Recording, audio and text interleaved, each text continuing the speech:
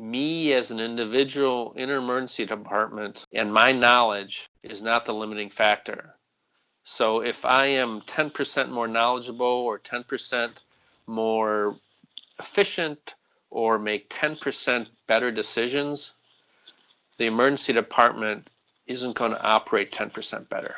But if I can have 2% more knowledge, make 2% better decisions, 2% more efficient, but somehow I can have each individual or set the environment for each individual to operate at 2 to 5% better capacity, the whole department will function at 100% better. Welcome to the Emergency Mind podcast.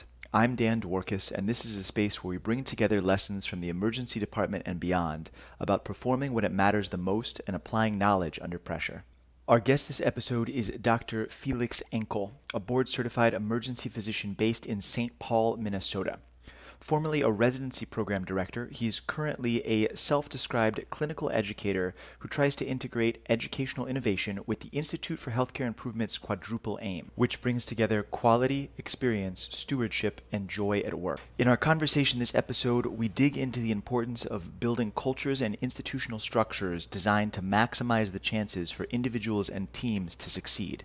We also get into reductionist versus synthetic knowledge and talk a little bit about identifying story arcs present in normally unpredictable resuscitation. Unfortunately, there are a couple of minor issues with the audio in this episode, but the conversation is deep and definitely worth getting through an occasional Darth Vader sound in the background. Before we get started with the episode, one reminder: if you like what you're hearing here, consider signing up for the Emergency Mind newsletter. It's called Knowledge Under Pressure. It's free, it's awesome, and it's chock full of a lot of deep dives into some of the concepts we go into in these podcasts, as well as access to other articles we're putting together and occasionally discounts on some really interesting stuff related to performance under pressure.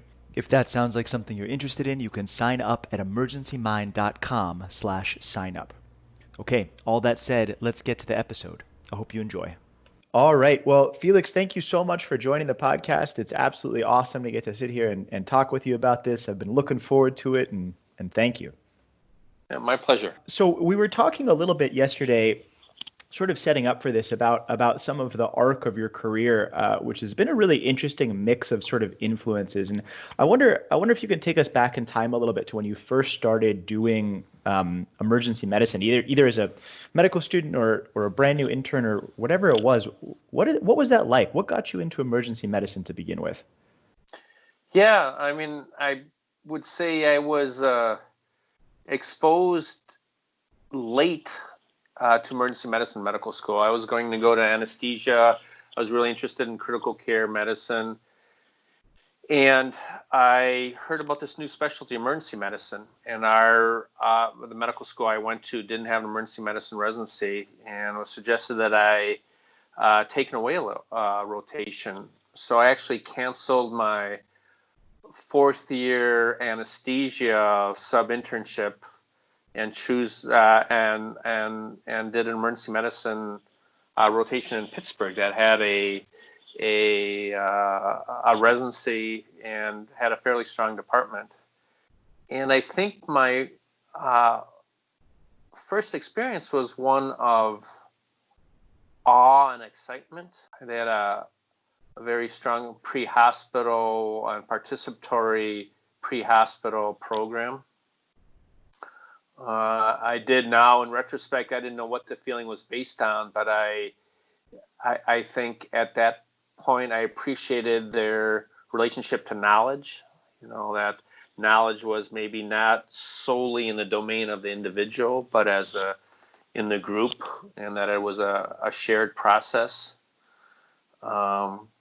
Similar, I think the whole issue of professional identity is so interesting when you're forming it in medical school. It seems very binary.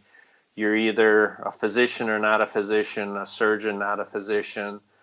There, it almost seemed like a quantum identity. You're both a particle and a waveform, that you would be, working along paramedics in the streets, or it was a very team-oriented approach to resuscitation with nursing and other members of the department. Then ultimately, it was also I went to a fairly traditional sort of hierarchical medical school, and that the environment was more networked than hierarchical. So I think what I felt that took years for me to put my hands on was really those three elements. It was the way it approached knowledge and identity and structure was different than anything I had before. Wow, that's such an interesting way to dive into that. There's so many things I want to press on in there, but let's start with one of the very first things you said, which is that you liked their relationship to knowledge. What does that mean? How does a team, how does a group have a particular relationship to knowledge?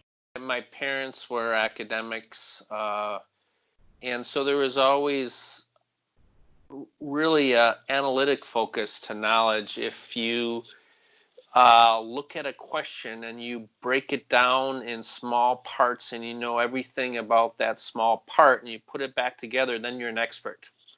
And that is probably the ultimate in value. I think that can be limiting because I think there is a certain inherent bias towards certainty on that.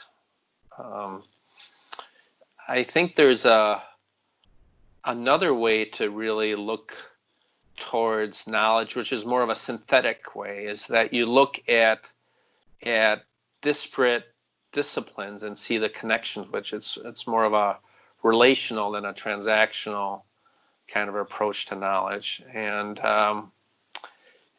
I think it increases actually the competencies of team if you don't focus on individual expertise as much as sort of the synthetic wisdom. It's probably more like a wisdom than a knowledge. And I view, if you go from data to information to knowledge to wisdom as sort of this progression,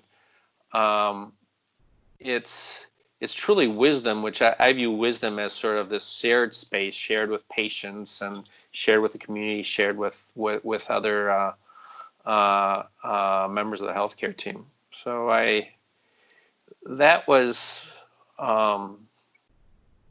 if my memory is correct, I think that's in retrospect what I really appreciated was more of a collective or a group competence than an individual competence and knowledge.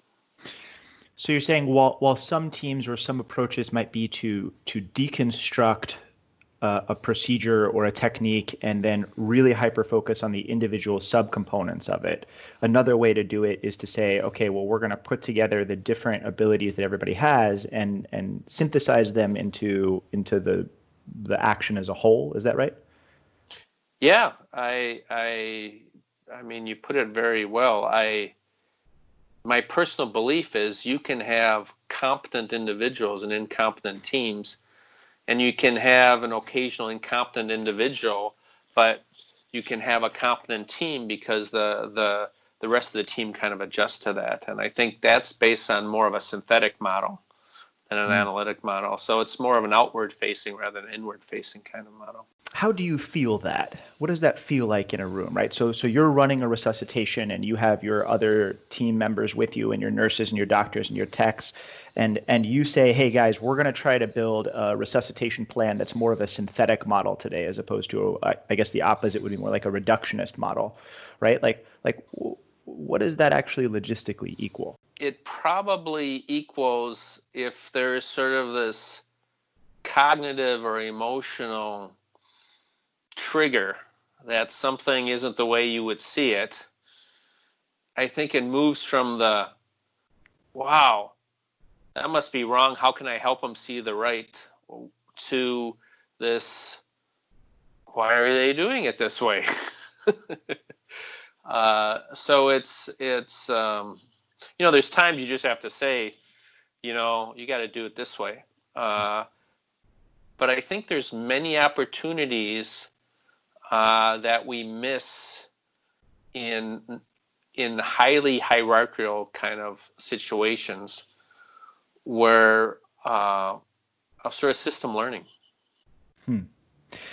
All right, we got to take a step back here because it's like 2 minutes into the podcast and we've wandered into this incredibly in-depth discussion about sort of the difference between synthetic and reductionist logic as it comes into an emergency resuscitation, which is awesome, and we're going to stay with it. But I want to step a little bit back and provide some context here. So when you're running a resuscitation, or let me put it this way, resuscitation is unambiguously a team-based sport. We are all in it together. We have a team, and the ability of any one doctor, nurse, whoever, to provide care for the patient is intimately linked to the ability of everybody else to perform their job. And so you really are your ability to resuscitate is like an emergent property of your team. And the best teams feel that and see that and act accordingly to it. And I think what we're sort of approaching here is this idea of consciously picking the way that your team is going to respond to situations like this. And that there are, in fact, different models out there for how teams do it. So let's take this approach. So when you were really junior in your career, when you were an intern, when you were just starting, maybe even to run your first couple resuscitations, how conscious were you of that? How conscious were you of the fact that you had to pick the way that your team acts consciously? Not at all. Hmm. I think it was I think had a very egocentric approach to resuscitation rather than an ecocentric. Is that I had already a goal and a frame in my mind, and everyone else in the room were tools to create that goal. And usually from resuscitation is to get return of spontaneous circulation, or if sort of someone that had a very low blood pressure was to get a higher blood pressure.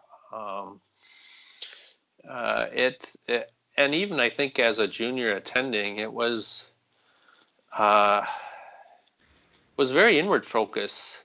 I was responsible for the patient. This was my patient. These were my team members. These were the residents under my supervision. So and I felt like, I don't know if I suffered from high self-esteem, but I felt like in general I knew what was to be done, and I needed to make sure other people were doing it. What first made you think that maybe there would be other ways to run that? Looking at others, I would say mentors and leaders that almost operated in sort of a script discordance to that would act differently.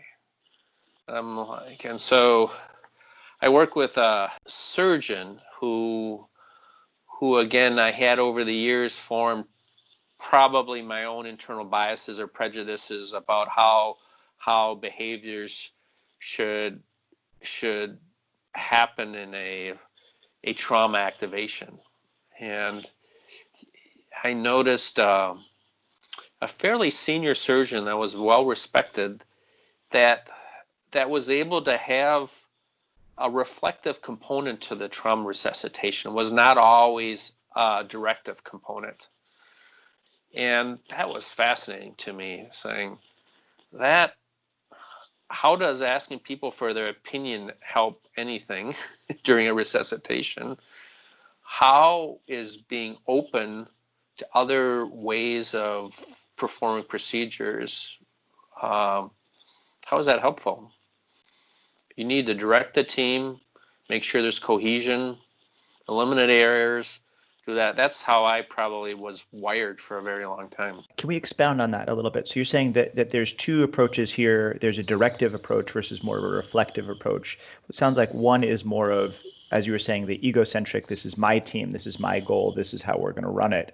And the reflective approach is more of trying to tap in and harness the wisdom of the room and say, hey, collectively, we're here together to accomplish this goal. Am I saying that right? Yeah, I mean, the other, I think there's this whole concept of reflection in action, reflection on action. Typically we have a process and then we reflect, which is sort of, swung the bat, missed the ball, you should have swung higher, something like that, and the learning. I think some of the best clinicians and leaders can actually reflect inaction and can switch sort of the swing of the bat while they're swinging it. And I think part of that is it's almost an out of body experience where you're present in the resuscitation and the outcome, but you're also looking at yourself and your team saying, well, we put in the chest tube and now the pressure's dropping. What now? And if all of a sudden someone else is saying, well, did we look at the chest x-ray right? Or rather than saying, of course, we put in the chest tube on the right side, saying, well, why would they ask that? I think is certainly a skill that I try to aspire to. You grew up with this one model of doing it, and then you got introduced to people that did it very differently, and started thinking, oh, that's fascinating. Why? How does that work? And what was the next step in there? Did you start experimenting in your own cases with it? Did you sit down and do sort of what we're doing and interview people that have more experience, or what came next? I don't think it's ever been formal, and I don't think I've ever discussed it in a formal way. I think there's a book called I think it's the Reflective Practitioner.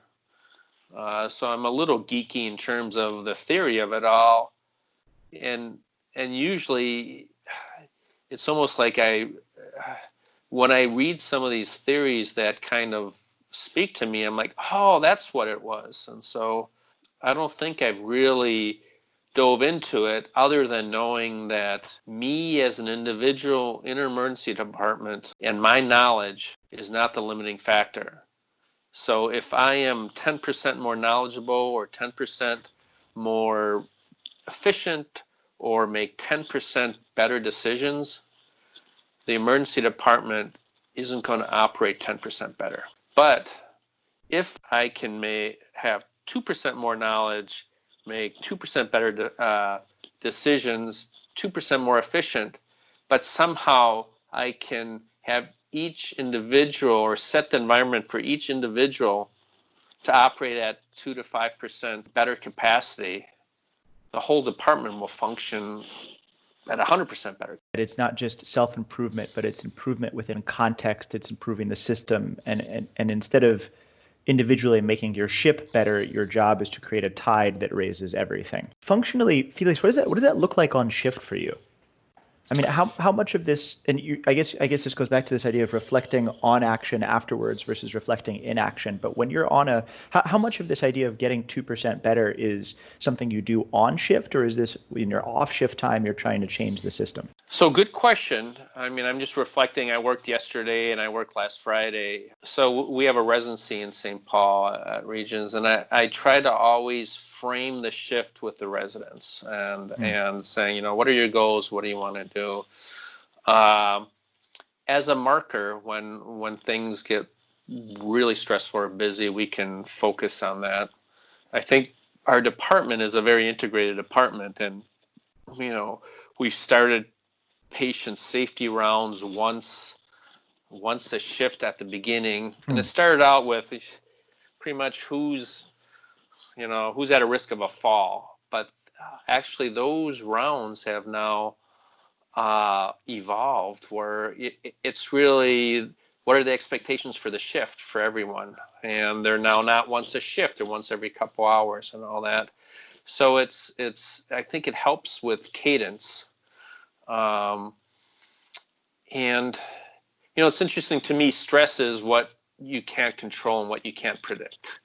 And in the ED, I think if one of your goals is to control, have a short career in emergency medicine, which leaves sort of what you can predict, and doing some effort in terms of what you can predict will happen will probably decrease some of the stressor. As an example of what I do, and I don't know if it works or not, I think on Friday I was working on a shift. It's in our in our less acute shift without residents. So it's really you and a few nurses. And so there you actually can be it may be that you're the limiter of that based on what decisions you make, how fast you are. And I think a couple people were talking about how tired they are of COVID, which I agree. And the fact that they're on the third or fourth of 12-hour shifts, and they're ready to be over. And this was before our first patient ever started it. And so you can kind of predict that this may be an interesting next 8 hours. And so as an interest, I kind of engaged and I said, hey, I got a new Peloton, they have these little meditation apps. I want to use one. What do you think? We're like, all right, whatever. And so all it was is a 5-minute sort of it was a 5-minute gratitude meditation that I put on my iPhone, and the 3 or 4 other people that were not looking, in my mind, and the same probably here, weren't looking to the next 8 hours. It kind of changed the frame of the mindset. It changed my mindset because I'm like, oh, this is not going to go well.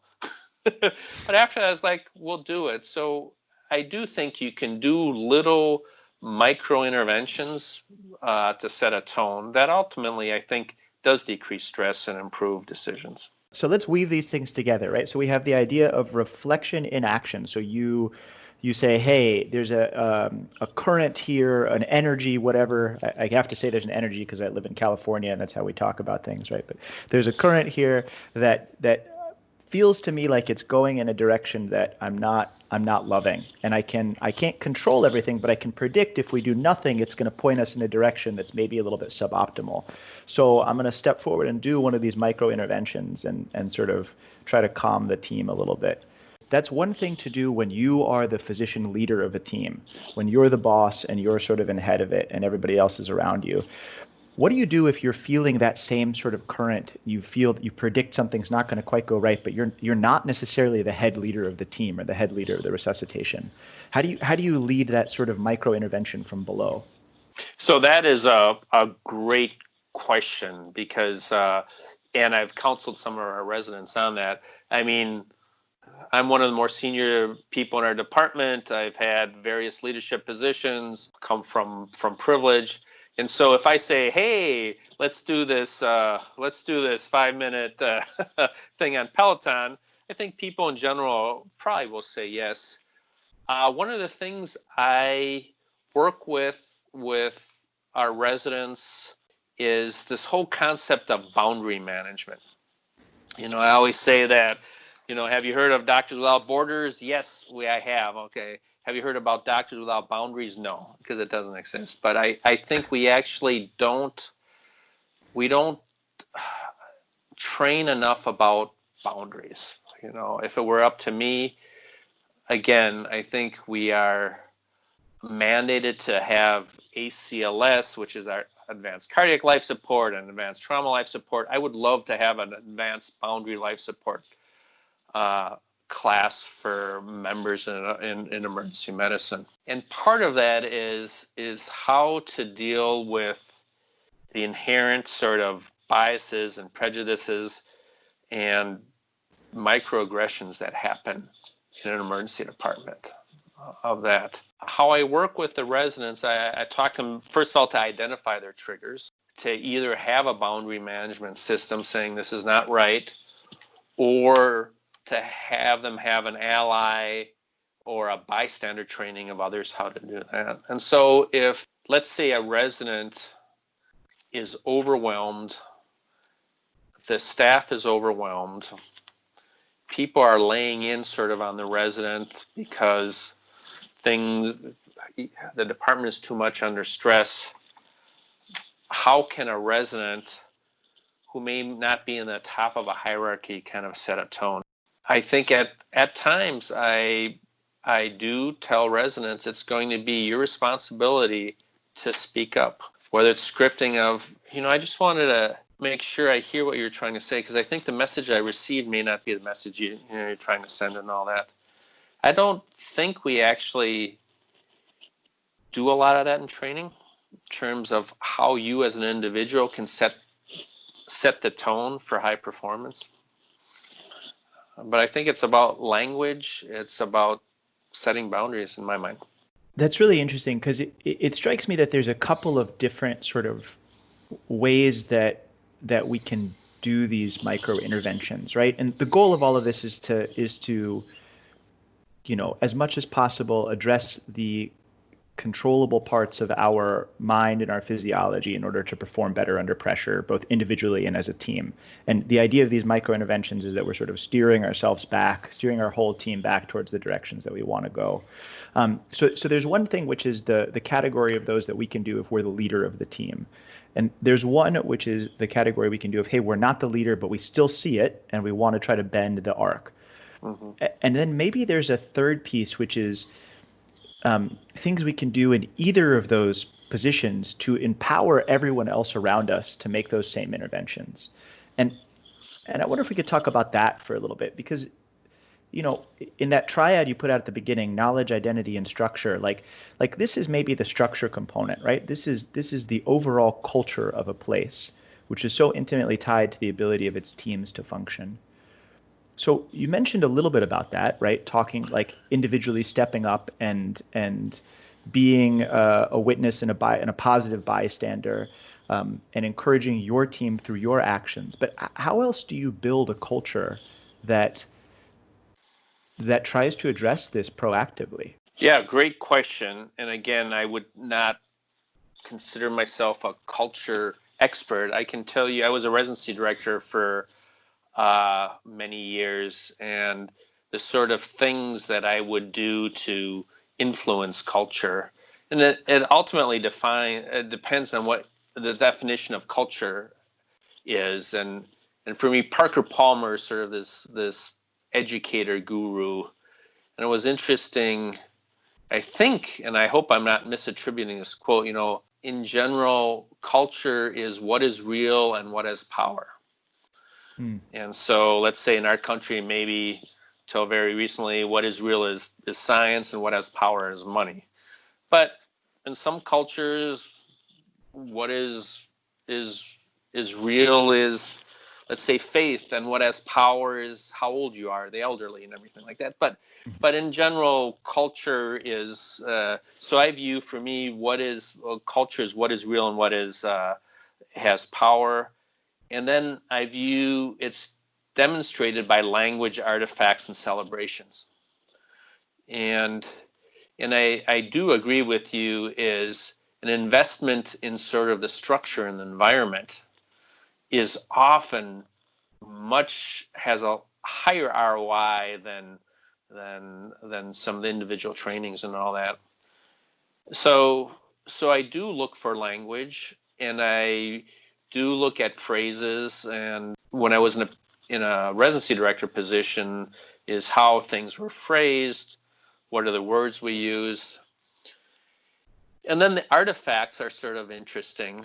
In a lot of training program, artifacts are sort of awards. So what are you actually awarding?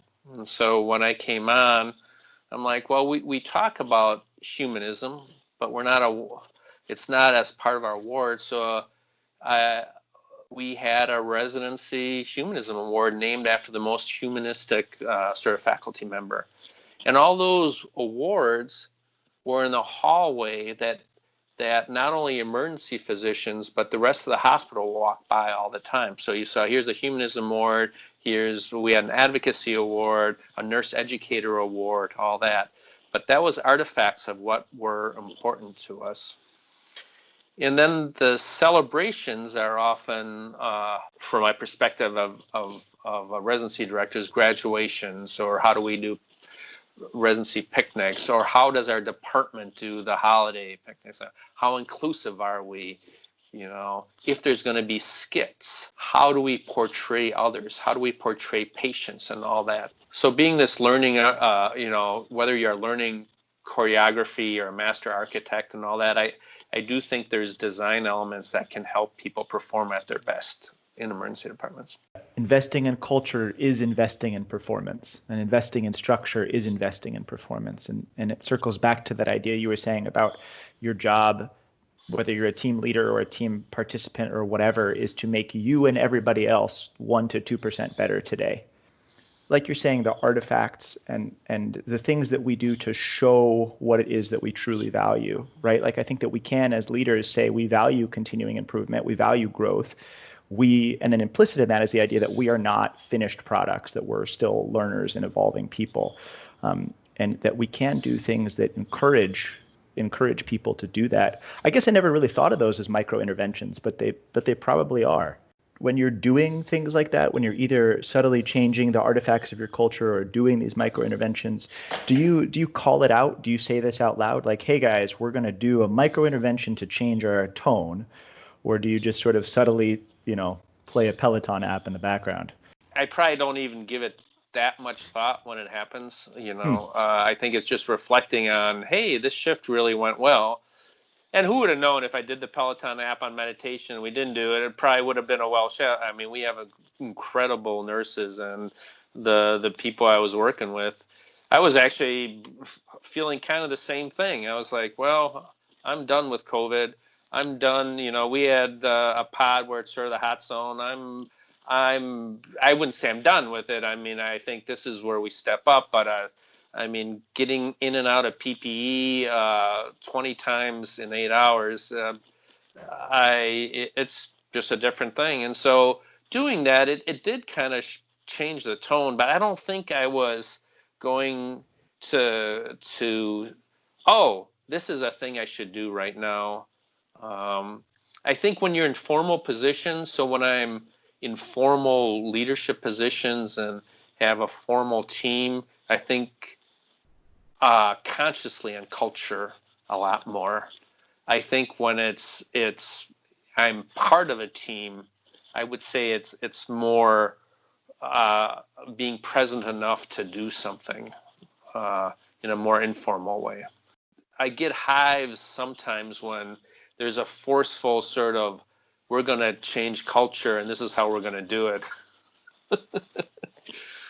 Yeah, there's certainly a balance there between wanting to subtly bend the arc of where the team is going and also be part of the team at the same time, which I think is what makes that a really, really excellent and worthwhile challenge.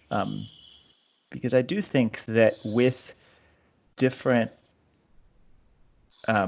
culture and with a more open, maybe this goes back to directive versus reflective, but with a more open mindset, I think that we can build teams that are better at resuscitation and better at taking care of our patients and also better at identifying what's like really needed and addressing that as opposed to just whatever's on the surface level of things.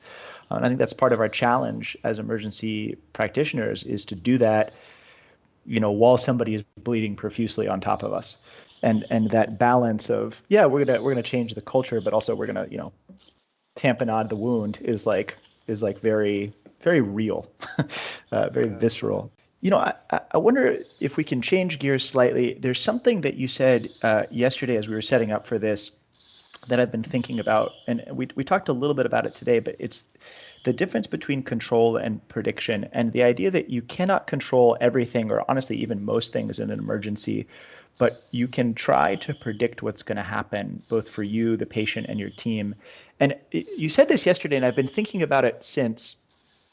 I was thinking about it as I was surfing this morning and getting absolutely trounced by the waves. But what part of our performance under stress or pressure, what parts of that do you think we can predict? And what parts are just really not possible to predict? And I guess I'll add on to that slightly, which is, how can you predict when people and systems are going to crumble and fail? Yeah, so it's interesting. This whole concept of a story, if I think there's a great study where they looked at all the stories, or 10,000 stories over centuries, and they have, sort of 7 predictable arcs. Mm-hmm. Even though stories are completely different. I think resuscitations, in general, there is an arc, that there is an intensity and a criticality. And then there's usually things get better, they stay the same, or they get worse. And then you can do, certain, there's usually an intervention. Then there's usually, let's say if it's an airway intervention, there's usually this period of time that you hope that the person, let's say his blood pressure is going to stay after an induction or a paralyzation. But I do think there is probably a set of 10 or 15 arcs in resuscitation that cover 95% of resuscitations. And so I think we can train people in that to recognize those arcs. So one of the metaphors I use with our residents is actually being a resuscitologist is like being a DJ. You're not really only listening to the record. You're figuring out what record to play when the music stops. You're figuring the next step.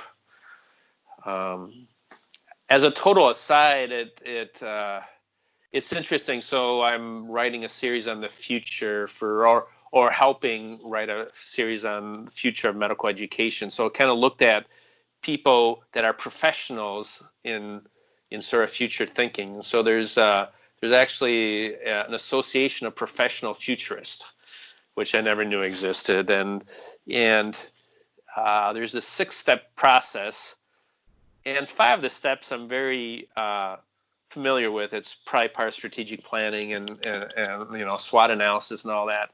But there is one discipline it's actually calling futuring, and what it is it's identifying hard trends. These are things that are going to change, and then separating out of those soft trends. These are things that may change. And then really going back and looking if these are hard trends that are going to change, what is it going to change to? And I think that's more on a macro sort of scale, but I think you can do it on a micro scale. These are things that are going to change. This person will never walk out of the emergency department or out of the hospital. This is a hard trend. But these are things that may change. The blood pressure may get better. We may be able to do this. And I don't think we do talk enough about predictive sort of analytics in the emergency department. And I think sometimes we're stuck on these wicked problems where these are unfixable problems at the time.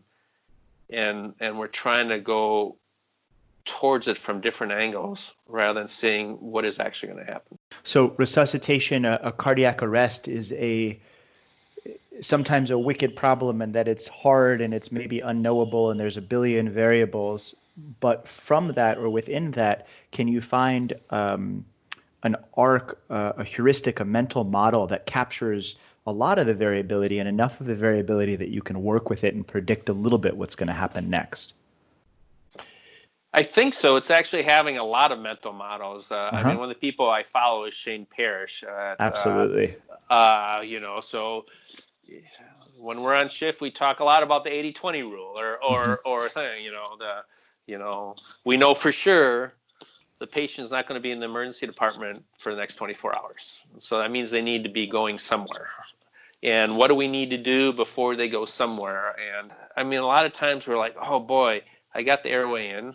Oh boy, I was able to get the IV in, and okay, we went from peripheral pressors to central pressors, and now the pressure is 80. And we're like, okay, now what? Cool, not cool, and everything. I think there's an opportunity for us as a specialty doing resuscitations is kind of still doing a little bit of step back. What do we do after the resuscitation? I've always viewed it as sort of like an oceanscape of uncertainty, in the middle of which are these little islands of high probability things, right? And so you're sort of charting a course among these things, and you're saying, okay, well, I don't know what's going to happen. I'm lost in this ocean, but I understand, generally speaking, after I intubate the person, their blood pressure is going to go down, so I'm going to prepare for that, because we're probably somewhere, even if I don't know exactly where we are on the map, I know we're somewhere near this island where I can generally understand how things work. And running a code is sort of threading your way through these different islands. metaphor breaks down a little bit, but I think that idea of like finding pockets of high probability within a vast sort of uncertainty is a really powerful one, and that's where heuristics are probably more useful in some sense in those individual places. Two more questions for you, mindful of time here. Okay, you talked about education. A question I've been asking people lately: if you had the opportunity to build from the ground up a school that would train people on how to perform under pressure, what would be in that school? Oh, it's a great question. Some sort of an awareness type of curriculum, I would say, or a discipline. And part of it is more than just the head and the heart. I work with a health system where when you talk about the head and the heart, you really need to know the cognitive part and you need to know the emotional. I think there's a skeleton and a skin part of it too, is to really understand structure and both the benefits and the limitations of certain structures. And let's say, how does an organization work compared to a community, compared to a platform? How does a movement work and all that? And so it's an awareness of oneself and an awareness of oneself in the relation to one's environment.